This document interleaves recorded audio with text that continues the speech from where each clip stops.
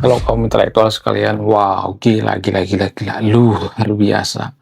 Sepertinya video ini tidak akan disukai oleh warga Konoha. Sepertinya video ini akan di-skip oleh penyepong Iran. Sepertinya video ini tidak disukai, akan dibenci oleh fans daripada Iran. Kenapa saya mengatakan seperti itu? Jadi guys, ada fakta unik atau fakta menarik yang ditutupi seputar Iran sekarang ini menjelang gencatan senjata berakhir. Apa itu? Ekonomi Iran sudah hancur berantakan. Lebih hancur dari 2 minggu yang lalu. Ini jarang dibongkar. Dan anehnya lagi, ternyata PNS di Iran sekarang ini penggajiannya sudah nunggak, guys. Wow. Gila. Jadi PNS di Iran sekarang ini sudah mulai marah, menuntut. Kenapa gaji kita nggak turun gitu.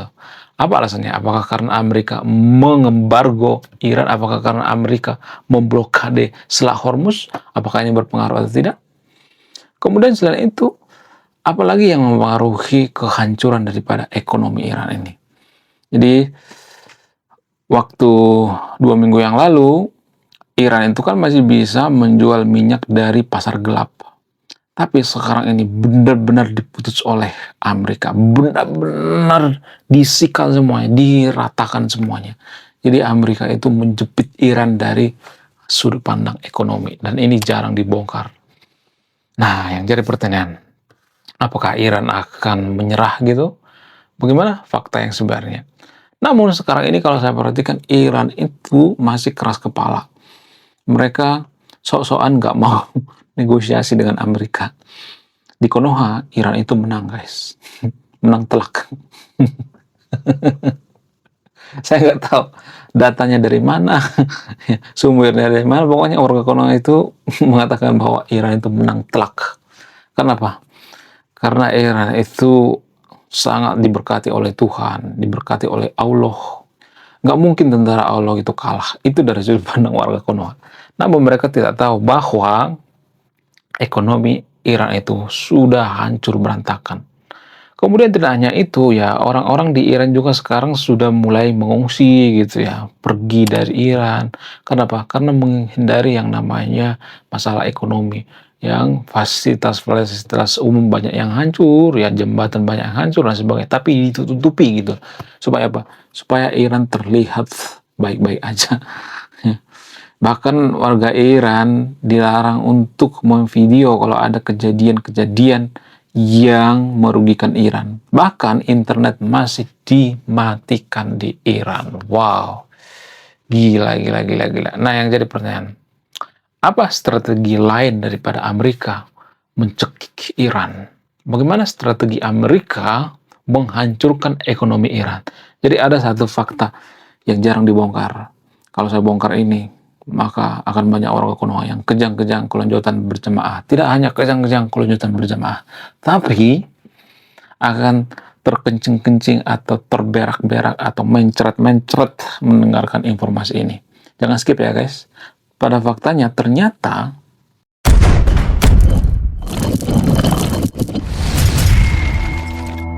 Amerika memblokir alat pembayaran daripada Iran. Biasanya menggunakan cryptocurrency. Tapi ternyata Amerika mengetahui itu. Wow. Luar biasa. Jadi banyak yang belum mengetahui. Ternyata blockchain atau cryptocurrency Bitcoin ini ada unsur keterlibatan daripada CIA. Ini jarang kita ketahui, guys. Jadi white paper daripada Bitcoin ini ada keterlibatan daripada CIA tanpa kita sadari. Makanya Bitcoin itu sangat kuat. Kenapa? Karena ada pendukung yaitu Amerika. Ya lagi-lagi Amerika bekerja di balik layar. Tapi ini jarang dibongkar, guys. Kalau saya bongkar ini pasti banyak nanti yang punya Bitcoin ketar-ketir, kejang-kejang, kelonjotan berjamaah. Jadi Amerika sudah mengetahui ternyata Iran itu jual minyak menggunakan Bitcoin atau cryptocurrency. Nah, Amerika langsung menutup gitu ya, aksesnya ditutup ya. Nggak semua Bitcoin ditutup ya. Tapi ya menolak ya pembayaran terhadap Iran. Ya, kalau ada orang yang bertransaksi dengan Iran, dan ini juga sangat luar biasa impact-nya, guys. Kalau ada yang bertransaksi dengan Iran, maka Amerika tidak segan-segan memberikan tarif atau langsung memberikan sanksi. Bahkan China nggak berani, guys. Ya, kalau saya ngomong seperti ini pasti banyak nanti warga Konoha yang kejang-kejang keloncotan berjamaah. China itu nggak mau berurusan dengan Amerika. Maksudnya nggak mau ribut gitu. Kenapa? Karena China itu malas.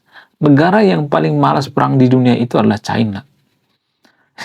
Bisa dikatakan China itu sangat trauma dengan yang namanya perang. Karena apa? Karena dulu mereka sudah pernah perang saudara.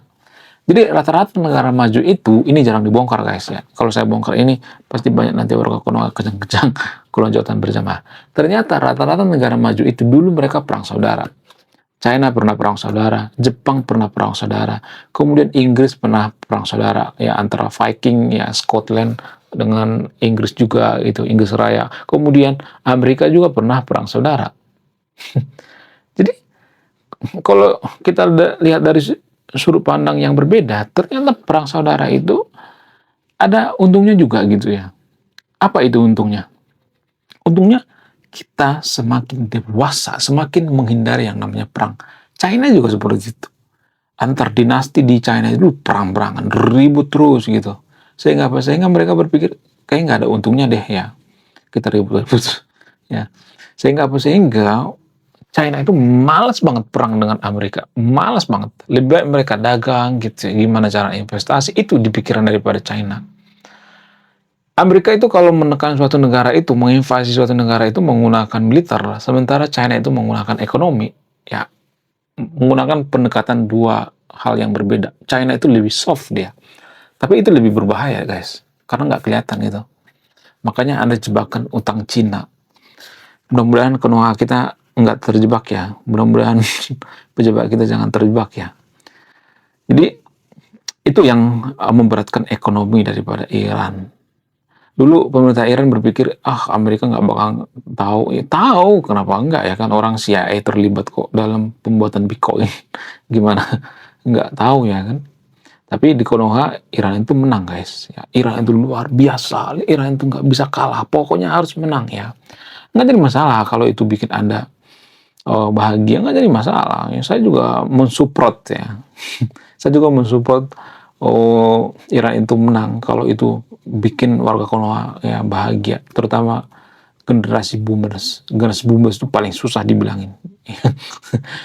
Generasi boomers itu paling, mohon maaf ya, paling kudet gitu ya, kurang update. Mereka nggak ngerti oh, GPT gitu ya, mereka nggak ngerti AI gitu ya, mereka ya cuma nonton berita di Tribun gitu ya, nonton berita di televisi-televisi yang dikuasai oleh propaganda gitu. Ya, itu tanpa kita sadari, guys. Ada banyak boomers yang korban, ya, baik korban video AI dan sebagainya. Jadi berbahaya sekali ya. Zaman sekarang sangat berbahaya sekali. Ya, sementara boomers lah yang paling seringnya nonton YouTube. Salah satunya ya, Gen Z itu lebih ke TikTok ya kalau saya perhatikan ya. Milenial YouTube dan TikTok juga gitu. Tapi boomers lah yang paling sering ya nonton di YouTube. Makanya penonton saya itu, mohon maaf ya, umurnya itu di atas 40 tahun, 50 tahun gitu. Sudah pada tua-tua. Mohon maaf ya, mohon maaf bagi yang terviden. Saya tidak mengatakan semua boomer seperti itu ya. Ada juga yang bijaksana ya. Tapi satu dari jutaan orang ya. Mohon maaf bagi yang terviden.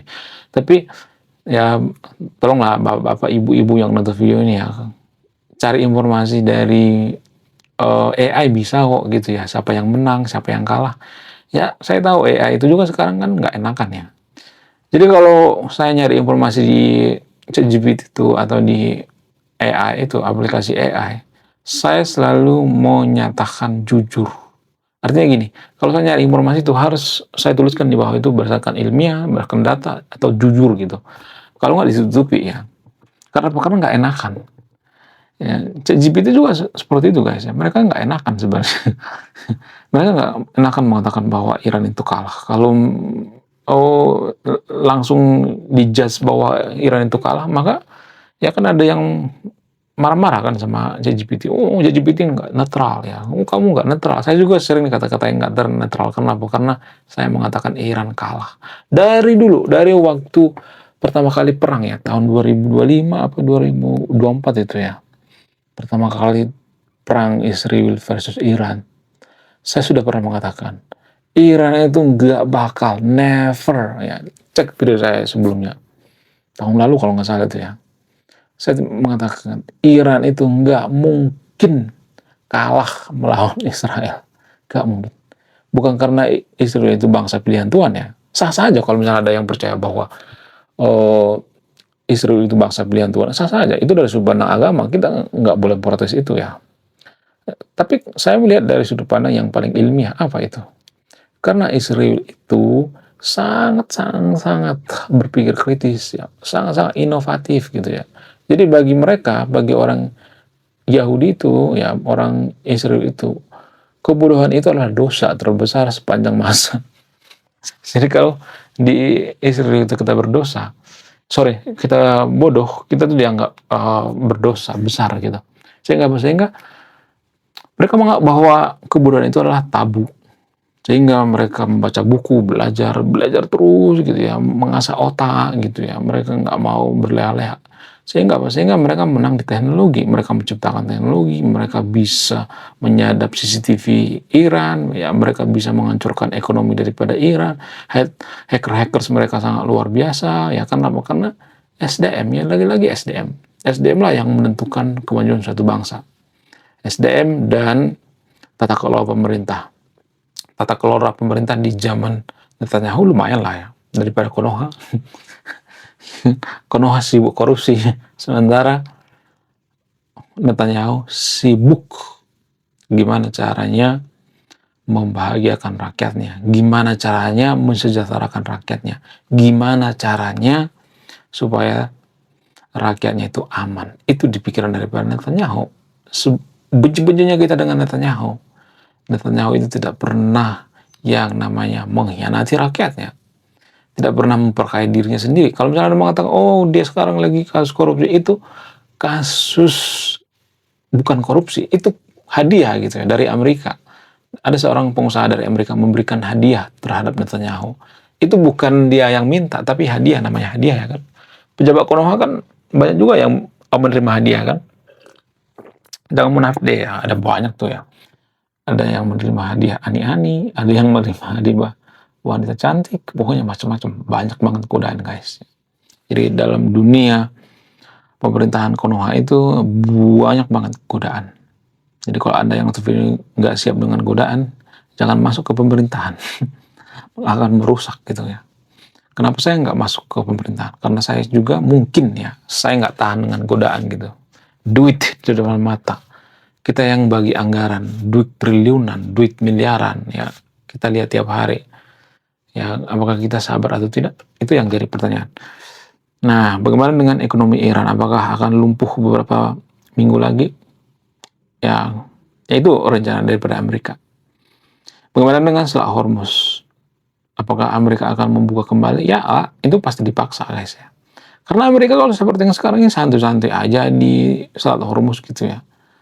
Mereka memblokade Selat Hormuz itu yang efektif ya daripada bom ya menurut keyakinan saya pribadi. Dan Donald Trump juga mengatakan seperti itu ya, daripada kita ngebom Iran ya ini lebih efektif gitu. Kemudian selain itu menurut keyakinan saya kayaknya Amerika dan Israel itu sudah banyak dapat informasi setelah gencatan senjata di mana letak persembunyian daripada pejabat pasti keluar tuh nanti ya. Pas saat gencatan senjata kan keluar tuh ya pejabat-pejabat Iran sehingga informasi bisa bocor atau terbongkar. Jadi lagi-lagi ini kerugian daripada Iran. Apakah Iran itu ada kelebihan? Ada.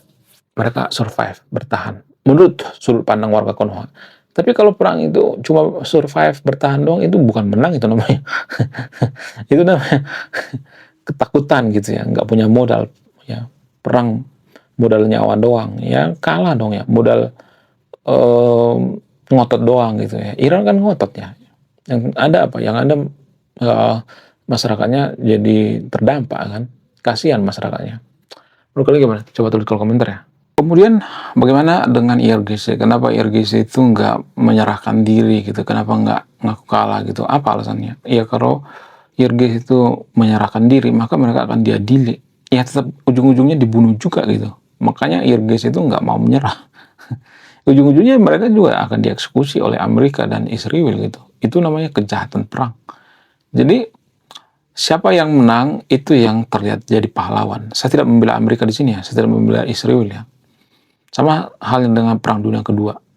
Kalau Amerika yang kalah, kalau Inggris yang kalah, maka yang disalahkan itu adalah Inggris dan Amerika. Yang dibenarkan itu adalah Jerman. Itu sudah hukum alam, guys.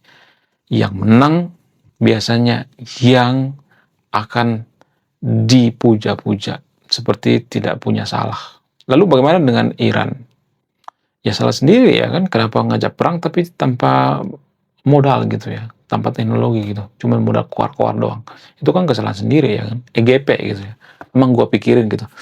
Belum kita lanjut. Jadi guys, kemarin ada yang nanya, lu apa sih kontribusinya bagi negara ini? Lu cuma ngebacot doang, gak ada kontribusi. Nah, kontribusi saya ini guys ya, saya nulis buku. Riset saya ini bertahun-tahun guys, kurang lebih 5 tahun. Jadi biaya yang saya keluarkan untuk riset buku ini puluhan juta. Namun, saya jual buku ini di bawah 100.000. Gambaran daripada buku ini tentang sisi gelap daripada pemuka agama yang ada di Konoha. Bercerita tentang culture, sisi-sisi gelap politisi, ya, dan lain sebagainya. Ya, sekian video ini guys ya. Saya tidak berpihak pada siapapun di sini ya. Silakan simpulkan sendiri. Saya tidak berpihak pada Iran, saya tidak berpihak pada siapapun di sini ya. Saya benar-benar netral. Sekian video ini. Terima kasih sudah memahami. Saya kaum intelektual. Salam rasional.